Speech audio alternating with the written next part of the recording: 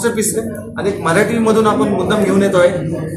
सिनेमाला आत्ताच्या घडीला शासनाचा चांगला सपोर्ट आहे। सिनेमा तेलुगू कन्नड इव्हन आता सिनेमाला हिंदी डबिंगची पण ऑफर आहे। सिनेमाचं पूर्ण साऊंडचं काम आहे साऊथला झालेलं आहे। एक फार आगळा वेगळा सिनेमा येतोय आणि या सिनेमामध्ये खूप बदल घडतील असा आम्हाला आशा आहे, कारण हा सिनेमा स्वच्छतेवर आधारित आहे आणि cinema it's a very tribute, म्हणजे फार मोठी आपण म्हणतो रिस्पेक्ट म्हणू शकतो, थँक्यू म्हणू शकतो। हे सफाई कामगारांसाठी हा सिनेमा आहे आणि ह्या सिनेमानंतर खूप आमूलाग्र बदल आपल्याकडे दिसतील, आपल्याला बघायला मिळतील।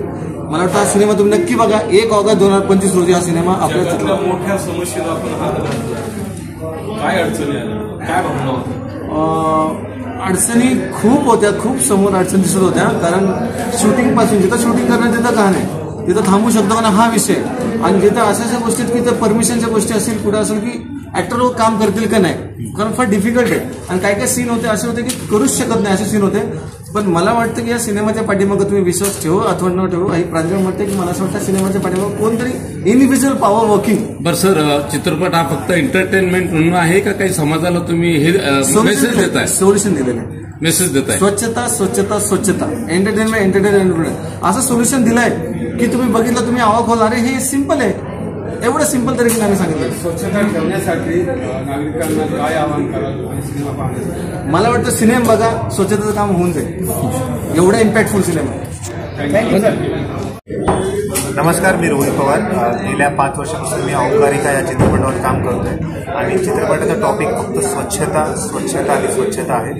काम करत असताना त्यांचे सफाई कर्मचारी, सफाई योद्धांची भूमिका करत असताना खूप अडचणी आम्ही फेस करावे लागले आम्हाला, आणि तो खूप फेस करताना खूप इझी वेनी झाल्या, कारण त्यांच्या लाईफमध्ये खूप प्रॉब्लेम्स आहेत, पण आम्ही तो प्रॉब्लेम जाणून घ्यायचा प्रयत्न केला आणि तोच लोकांना डिलिव्हर करण्याचा प्रयत्न केला।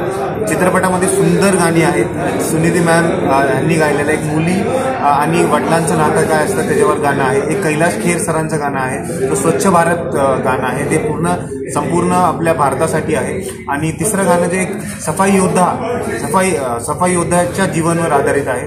तर फिल्म खूप इम्पॅक्टफुली, खूप ऑडियन्स पॉईंट ऑफ व्ह्यूनी खूप छान बनवलेली फिल्म आहे आणि फिल्म रिलीज होती 1 ऑगस्टला।